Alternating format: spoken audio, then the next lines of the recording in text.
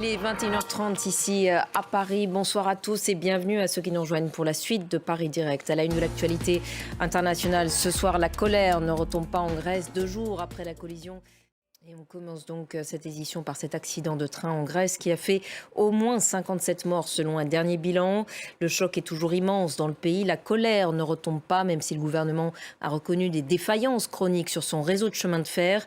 Le trafic ferroviaire était d'ailleurs paralysé par une grève aujourd'hui. Des manifestations également organisées. Les détails de Claire Vérov. Et je vous le disais, la colère ne retombe pas ce soir. Elle se dirige contre le gouvernement, mais aussi contre une entreprise privée italienne qui avait racheté il y a quelques années la compagnie des trains grecs. Écoutez les précisions de notre correspondante Alexia Kifalas. Direction maintenant l'Ukraine. La bataille se poursuit toujours autour de la ville symbolique de Bakhmout dans l'Est. Les troupes russes continuent de resserrer leur étau sur la ville. Et il a été avant tout question de la guerre en Ukraine et de ses conséquences sur l'économie mondiale au sommet des ministres des Affaires étrangères du G20 en Inde. C'était aujourd'hui donc à New Delhi. Présents sur place, les ministres américains et russes. Un bref échange s'est finalement produit.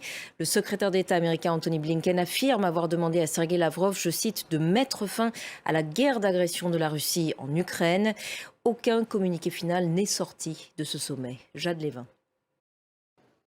On l'a appris cet après-midi en Iran. Le Français Benjamin Brière, l'un des 6 Français encore détenus dans le pays, a été acquitté de toutes les charges qui pesaient contre lui.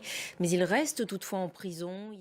Allez, restez avec nous dans un instant. Le journal de l'Afrique présenté par Anthony Saint-Léger. Très belle soirée à vous tous sur France 24.